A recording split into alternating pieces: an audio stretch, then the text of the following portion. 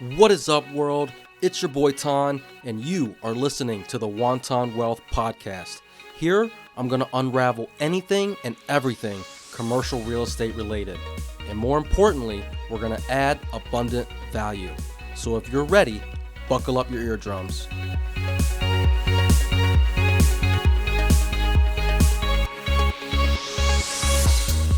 Thanks for tuning in again, guys. This is the second part of my conversation with Joe Downs. I hope you guys enjoy it. No, I love that. So, I have a partner who's in the Cincinnati market. He's actually doing something very similar to Pro Storage. Probably a little bit different dimensions, if you will, but it's similar idea. But I want to harp on Pro Storage just a little bit here. So it's obviously different from your 10 by 10 self-storage, right? You have bigger entryways, bigger doors, bigger volume in general. How does that unit mix, call it a 50 deep and 14 foot ceilings, and it's probably 12, 14 foot wide. How does that? Let's say 25 by 40 with a 25 by 40. There's 1,000 square feet. Okay. So how does that pricing and lease terms match up to your traditional self-storage, the B2B versus the B2C? Yeah, that's a great question because we were fortunate that we bought a facility in Wilmington, North Carolina. That was a contractor. It's called contractor facility, contractor storage. It was built by a plumber for his needs and his buddies and whatever. He realized what a great business, kept expanding. It is in an industrial park. We still own it. What we realized in studying that is that there was guys building more. Now there's a market of 300,000 square feet of exactly what I'm talking about. For the most part, it's Pro Storage, close enough that it's competitors. So we have this petri dish of a market, and what we realized that we could study.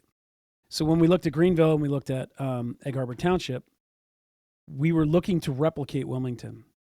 And in doing that, I'm answering your question in a second here, but in doing that, you say, well, all right, are we self-storage in terms of how are we modeling this to know it's going to work? Do we look at the self-storage rates, or do we look at small bay flex and what those rental or leases look like and how much of that product is available? So it was as a combination of both. And the way we modeled it to come out to the market, to introduce ourselves to the market, is we're actually modeled it at the self-storage rate, which is well below the small bay flex rate. But I think quickly we'll end up right in between the two till we get stabilized. And then I think I won't be surprised if we start maybe year 3, year 4, if per square foot we cost more than small bay flex, because we should. And the reason we should is because what we're doing is really a buy by the case, sell by the bottle model. In other words, Ton, you want to move your business.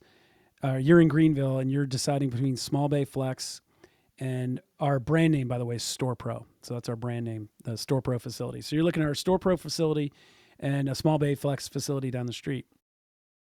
If office matters to you, you're going small bay flex because we don't have office. But it might not matter to you. In a lot of cases, it doesn't matter to you, especially in the world of technology where you can do either you're connected to all of your billing and accounting and everything is third party, or you just do it right from your dining room table or your home office. So you don't really need to pay for expensive office space, right? You really just, if you're the type of business that just needs the warehouse, then we're going to be more attractive to you, even if you pay a little more per square foot, because we're a month-to-month contract. You don't need to sign a 3-year lease with us and worry about the triple nets and the taxes going up and all that, right? We're absorbing all that into one monthly rate for you, right? With no long-term commitment.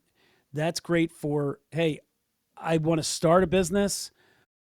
I'm an electrician. I'm going out on my own. I'm leaving the big company. I'm starting my own. I need 500 square feet of storage for the van I bought or truck I have and some supplies and equipment, whatever. But I don't have the money and I don't want to take the risk of signing a 3-year lease. Well, we're month to month. And what happens if you're successful, Ton? You outgrow your 500 square feet. You move to 1,000 or 750 or take on another 500. It's all month to month. What if you're a seasonal business? You can flex up and down with us, right? Take a unit for 6 months, give it back after 6 months. You can't do that in these long-term leases. And you see a lot of businesses forcing themselves into, and by the way, 1,000 square feet is hard to come by in small bay flex. It's starting, we're going to be building them too. But if you go around the country, good luck finding less than 5,000, right? You might find 3,000, which by the way, made it hard to model these things out because it was hard to find the product which exactly matched what we were doing, right? Even whether it was leased or available or vacant, it was hard to find small bay flex in increments of 500 to 1,000. Really hard in every market. So we're introducing something new to that market. So how do you price it, to your question? So we're kind of in between storage and small bay flex, closer to the storage rate, just to be conservative on our first couple builds. But I can quickly see us catching up to small bay flex, and maybe even as we mature, costing more per square foot, which you might be willing to pay for the flexibility. Not to say we won't enter into, if you like the location, you're there to stay, you've got 1,000 square feet, we can enter into nothing says we can't enter into a long-term lease with you, or there's flexible ways to do that as well. But it's pro business growth. That's what it says, without, having to deal with the big, the mean landlord that, wants to tie you up for years and deposits and all, sign personally and all that stuff. So it's a very flexible product, and we think it's going to be very successful because of that. I love that. That's fantastic. Now you mentioned a few different type of users for your product here, but what is the typical avatar? We know it's business owners, right? We know it's small businesses, but could you elaborate a little bit more on what the typical user looks like? Whether it be a landscaper or a contractor, HVAC company, etc. Yeah, I would expect minimum 50% of our customers to be somewhere in the trades. It's just ideal for it, right? Because of the unit size, you can pull, you leave your truck, overnight, park it right in the unit. Think about the guys that live in HOAs that can't do that. Or even if you don't, how many of them get the catalytic converters stolen while the car's in their driveway or on the street, or the plumber whose van's broken into and all of his tools are stolen, right? So it's, from a security, it's safe, secure, convenient. You drive your car in, pull your truck out, put your car in the unit. You're storing all your inventory, everything in the unit. So contractors, no brainer. Take it a step further, because we're not even talking about this, but this is also a futuristic product. Imagine being a contractor on a job site. Maybe you're a builder, a home builder, and you've got a unit with us, and you need a pallet of whatever, but you can't have it delivered to the site because it'll be stolen. And you don't need it all at the site, or there's no room at the site. Where are you putting it? How about, so you can go to Home Depot or your supply house, and you can pick it up and you can take it somewhere, your house or garage, or maybe you do have a place. Obviously, you probably have a place somewhere. Or could you have it delivered to the unit? We'll be tech enabled. So you can have the Home Depot or the supply house delivery guy. You can send him the Bluetooth code to get into the facility, go to unit 201, uses Bluetooth code to enter the unit, open the door, drop the pallet, drop whatever the delivery is, take pictures of it. You can have cameras inside the unit, close, CCTV, watch it be delivered, know it was delivered and not, hey, we delivered it. What do you mean it's not there? All that, right? You can do that while you're on the job site, never leave the job site. You order it from your phone, have it delivered to your unit. Done. That's the future. Like, that's going to happen. We're going to be tech enabled for that. But let's just talk when we open our doors in May. Maybe the delivery houses aren't ready for that. We'll be ready when they're ready. When they're all ready to do that, we'll be ready for it. But base case, you park your van there, your inventory, your supplies, your tools, whatever. So contractors, trades, you get that. That's easy. How about we expect at least 20%, like we have in Wellington, to be boats and RVs or anything on a trailer, toys on a trailer. We've got guys in there with like the toy cars, antique cars or whatever. It's their, it's their little workshop or whatever. Not that we have people working in our unit, but like that's a hobbyist, not someone who's running machinery in there and everything, right? So that's going to be a segment. And then small business owner. We got a guy in Wilmington I think he's wholesaling mattresses. He's a kid.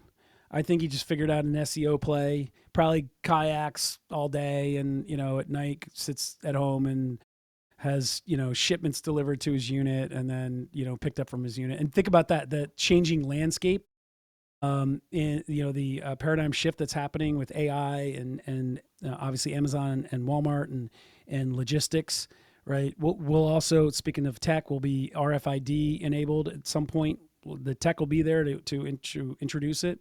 So you could have products going in and coming out. You could have Uber drivers coming in and picking up products and leaving with RFID scanners, knowing exactly what's coming and going. So that's something that can happen. But again, that's futuristic. Base case, simple. How about a catering company?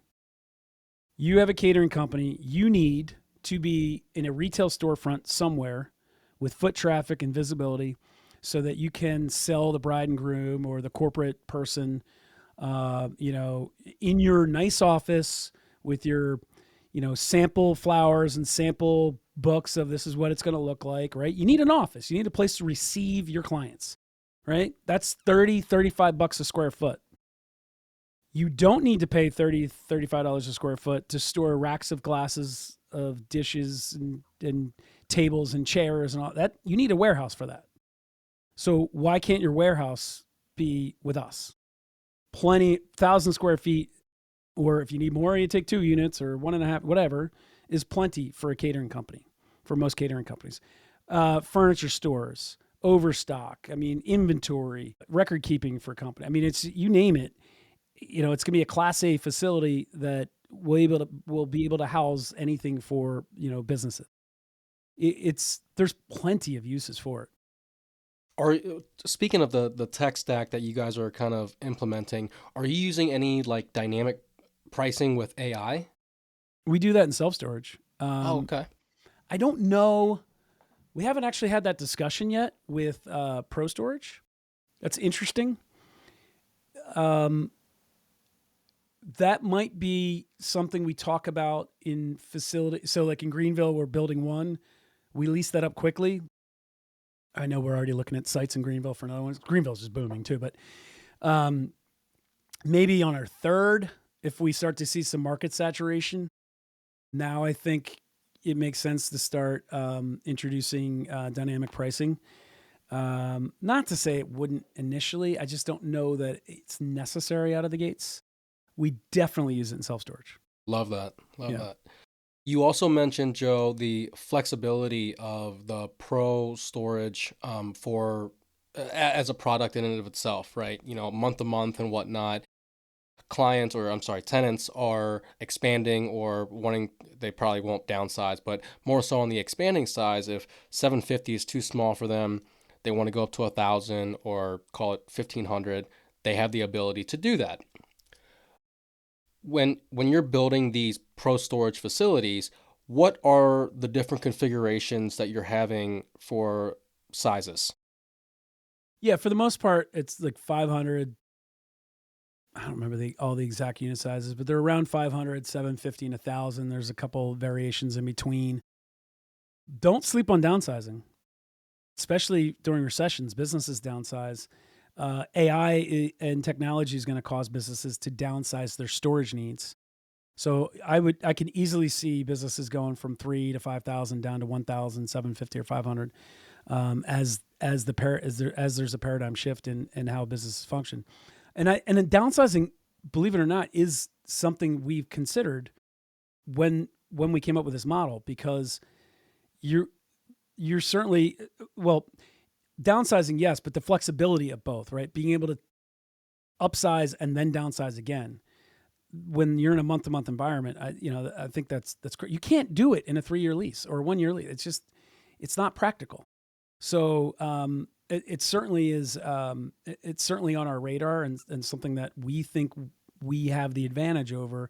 And I say that knowing we're going to build small bay flex and have 3-year leases in it, and there's a market for that for sure. I'm not beating up small bay flex. I'm just suggesting there is also a market for this type of product. So I know with the self-storage facilities, the biggest telltale is on a purchasing side is some value add component. If they're mom and pops, right? If they are not utilizing any of the ancillary incomes or their marketing is pretty bad, because again, in and of itself, there's a lot of value add that you can do in order to improve that NOI, right?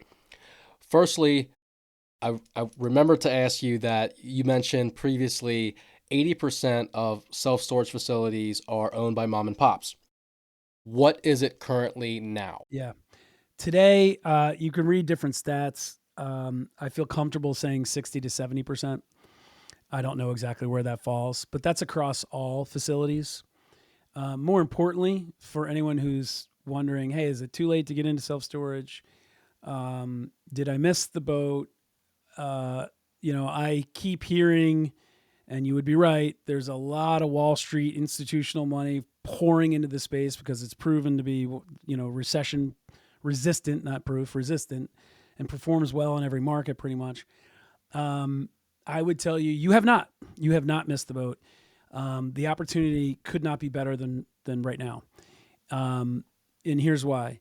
Yes, institutional capital has come in and eaten up a fair amount of inventory, right? So if it took us from 80 to let's say 60, right? We're still the majority mom and pop, but that's not the interesting number. So where do the institutional players play? They love 100,000 square foot facilities. They will go down to 40. And if they have a facility, let's say they're in a market where they have a 100,000 square foot facility, let's say in Lynchburg, Virginia, where we own one. We own a 28,000 square foot facility. So if my neighbor down the street is public, and I don't even know if they are, but I'm just using this as an example because I don't have every market memorized, but let's say it's public storage. And we put ours up for sale. I could see a scenario where public buys ours because they're a mile away or 2 miles away in the same market where they already have an established footprint, SEO, and a manager. So to manage 28,000 square feet a mile away is no big deal for them. That's not a lift. Would they buy our facility if they were not in our market? No, they would not. That doesn't have the economies of scale. They wouldn't be interested.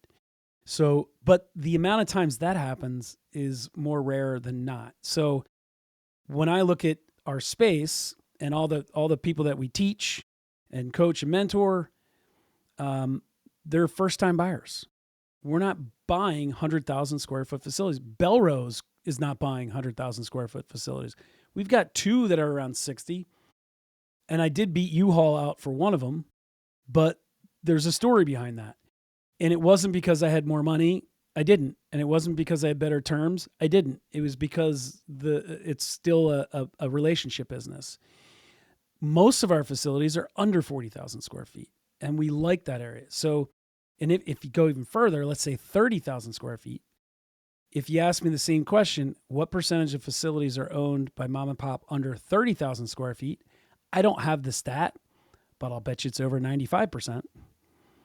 I can guarantee you it's over 95%, right? So that's where we play. That's where first-time buyers play, and there's ample opportunity there. And on top of that, I just read, I think a month or so ago in Forbes, they said 2.5 million, 2.4 or 2.5, whatever, million businesses are going to trade hands. Sorry, 2.4, I think it was 2.4. 2.4 million businesses will trade hands. Sorry, cash flowing businesses will trade hands in the next 10 years because the owners of them are 65 plus. That's like every self-storage facility under 30,000 square feet. Not every, but a lot, right? That's 85% of the ones under 30,000 square feet are owned by 65 plus year olds. I'm making those stats up, folks, but I'll bet you I'm really close. Okay. So opportunity galore, opportunity for the next 10 years. And when you look at, and I'm not trying to beat up multifamily, I'm just comparing. I do invest in multifamily. I love it. I just don't want to own and operate it. I'm happy to invest in it with someone who's much better at operating it than me. But when you compare it, so let's say you're in your real estate journey, your natural progression, you bought one, property, you rehabbed it, rented it, you're making I don't know what the gold standard is today. When I started, it was like $250 a month positive net cash flow. Yes. Now, I don't know, is that $1,000 a month? I have no idea what those numbers are today, but whatever it is, the goal was that. And then to get to 10, right? And then from there, I don't know, some people want to go to 20 or 30. Some people go, this is insane. I'm like, I have no life anymore with 10. So I'm going to go multifamily. All right, cool. That's smart. You should go multifamily from there, right? I'm going to buy a 10 unit, a 20 unit, a 30 unit, 50 unit. I don't know. But let's just say however many units, you're looking at $1 million acquisition, right? And you're ready. You're capitalized, or you are almost capitalized for it. What does it take to buy $1 million multifamily? 25% down? Yeah, 250 plus closing costs, plus CapEx, plus CapEx. Well, depends on the class of the building, right? And operating reserve, right? So 350, 4, right? Is that fair? It depends on totally depends on the CapEx, right? Could be nothing to $100,000, right? Let's say 400 conservatively. Okay, 400. Now let's buy $1 million self-storage facility. We get to use an SBA loan because we're a business. So that's 90% financing. So now you need 10% down. So you needed 250 down before anything else. I need 100. So I'm 150 ahead of you in terms of capital requirements. And let's assume our closing costs are the same and our CapEx is the same. I need 150,000 less to get into $1 million deal. Our CapEx is not going to be the same. Yours is going to be more. I'm probably going to be 2 to 250 less than you to get into $1 million deal. On top of that, over the next 5 years, I get to grow mine or manage it through a downturn better than you can because you're in annual leases and I'm month to month. So if I can grow my occupancy, if I take over, remember that facility, that perfect facility I described in the beginning of this? No website, not that. So what would that be? Multifamily, 2 or 3 family members are living in units. Okay, great. You get to use that. You get to put leases in place there. I'll give you that. Right. But all the other units that weren't occupied, you don't have that in multifamily. You don't have the opportunity to grow it. You don't have the opportunity to grow it on a month-to-month basis. You don't have the opportunity to get that thing stabilized and then just 3 months later, 6 months later, just say, you know what? I'm going to raise rents by $10 because I can. What are you going to do? Move out? Go. The $10. If I've got 100 units and you've got 10, I just increased. And let's say you're full and I'm full. I'm probably not full, but if I am, for simple math, I just increased by $1,000 a month. You increased by what? 5% on a new lease, or $100 a month on a new lease. I just increased by $1,000. All right, 100 units times $10. Let's say how many people move out because they, are angry with me? 3%. So I increased by 970. You increased by 100. And by the way, I just opened up 3 units for people to move in at the new street rate, which might be, if I was at $100, if I was at $100 and I just went to 110, my street rate might be 125 or 120. Right? So I can manage it better. It's not quite a hotel where you're managing by the night, and it's not multifamily where you're managing by the year or the contract by the year. It's monthly. That's what I loved about it. It was like the best of both worlds from a management standpoint. You get to maneuver, but it's not as operationally intensive as a hotel, and there's no emergencies. We have no emergencies at all. Yeah, 100%. We don't have, not to say we don't have tenant issues. Sometimes people like to sleep in units or, some other nefarious things that you have to, keep a watchful eye over. But you got cameras everywhere, right? So I'm not saying there isn't an issue that pops up here or there, but it's never an emergency. No one's calling you in the middle of the night saying the roof's leaking, or the toilet doesn't work, or this or that, right? So it's just a dream to operate compared to other asset classes. No, I love And that. from a first timer or someone progressing in their real estate lifestyle, or just, I'll call it career, it's it's it's not that difficult of a transition. You do need coaching and training to understand, the nuances and the differences, but you're 80% of the way there. You're starting on third base. We just got to get you home, Of right? course. Yeah, yeah. And then from a capital requirement standpoint, it doesn't compare. Yeah, no doubt. I mean, 10% versus 25% all Yeah. day, right? Yeah. So I guess my last question for you would be, aside from location, when you're looking at self-storage facilities and land for the pro storage facilities, what sticks out as like, I have to have this property. This is in the best location possible. And I guess I would take out like the other factors of being not necessarily properly managed. And I guess this kind of tailors more so towards the land piece. Like, how do you know that piece of land is going to be perfect for pro storage? Okay. So backing up a second, the market and the opportunity and to improve management is why you buy self storage. Those are the two most important things. But let me answer your. I just want to make sure that was clear, because I don't. I was like, I hope you have no more things to say, because I have. That's it. I got nothing to add to that, as to why you would buy it. But pro storage, why the land? So it's a similar analysis to self storage, but one that we are still learning ourselves. We are fortunate that we own 60,000 out of 300,000 in what I call my petri dish down in Wilmington, North Carolina, of a market I get to study. We know where our customers come from. It's about a 10-mile radius. We know what we want to be near. We have an idea on population. In self-storage, we talk about a supply index, and that's important. And what that is available square footage to population. So numerator is square footage of total available storage. Denominator is your population within the trade area, 1, 3, 5 miles, 10 to 15-minute drive time. And that spits out a number that we call the supply index. So how many square feet per person? And the national average on that is like 8. 8's comfortable. Depends on where you are. Florida, it's more like 20, because they don't have basements and attics. Where I live, 8 to 10 range. Really, it can be geographical as well. But you're comfortable in that range. We don't know that number in pro storage. We have no idea. I know in Wilmington, there's 300,000 square feet of pro storage, and there's just under 300,000 people. So I know it's at least one. But is the number 3? I don't know. Is it 5? I don't know. We're going to find out. Right. Yeah, So yeah, so definitely. the first ones we're buying, and just touch on the land, it's industrial zones. We're looking for industrial zone land. Greenville, we're going vertical already. We bought that dirt a solid year plus after we bought the dirt in New Jersey. So I would tell you, we're also looking for land in very friendly municipalities where it's easier to go vertical faster. So industrial zone land where we can go vertical faster.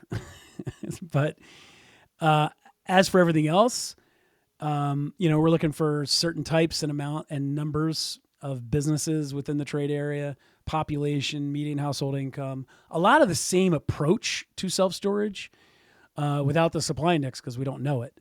But fortunately, where we're going into, in Greenville, the supply index, at least of pro storage, is currently 0. So we're about to introduce 92,000 square feet to a population of over 300,000. So that tells me we should be able to build 3 of them and be at least like Greenville. I'm sorry, at least like Wilmington. And in Wilmington, everyone is 95% plus full and stabilized. And is there a requirement for the size of the land? Obviously, this one's being Yeah. 92,000 squares. You got 2 acres sitting right there, but you're probably looking at 3, 4 acres for that plot of land, yes, or for that project. In Greenville, we are just under 6 usable out of over 8, I think, or something Okay. like that. It, uh, yes, I would say for the economies of scale, to build 90,000, which is kind of where we honed in on, at least on our first couple builds. We'll probably figure out how to get the cost down and be able to build them a little smaller as we go.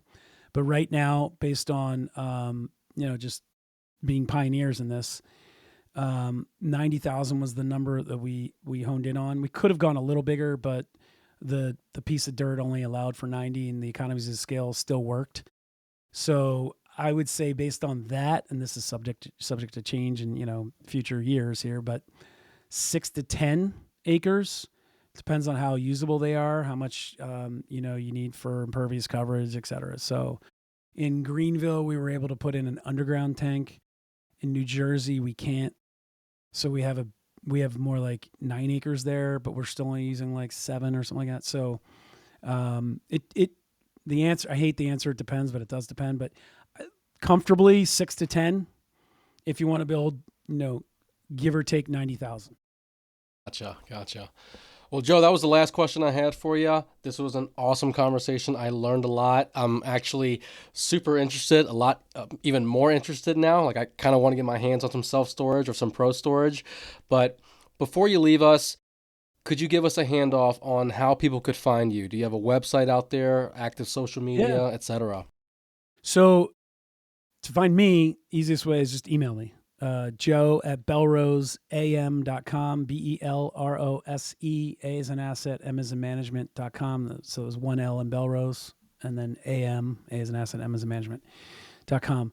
If you're interested in learning about self-storage and you just don't want to email me, because I don't know why, but people feel intimidated to do that, but go to self-storage.academy.com. And you can register for a seat at the academy if you want to learn how to buy self-storage. And actually, you can do that, or you can also sign up for a master class. Scott Myers will run master classes every, couple weeks at night, hour and a half, just total intro into the business. May I ask you, when will this air? This will air probably in February. Early February, maybe? I can change the date if you like. No, I just want to be able to say something and not sound stupid when I say it. No, sure. By the way, good for you. You're that booked out. That's awesome. This must be a great podcast. By the time we get to February and this airs, I will be well deep into what I'm calling the Storage 100. In fact, tomorrow night, I go live for the kickoff of the Storage 100 on YouTube. And then I'm releasing every day anywhere from a 9 to a 20-minute video on topics in self-storage, starting with segments. So roughly every 2 weeks, I'll go live when I close out a segment, recap it, and introduce the next segment. So the first segment is just overview of the business. Then I'll go into sourcing, evaluating, underwriting, financing, closing, managing the whole business.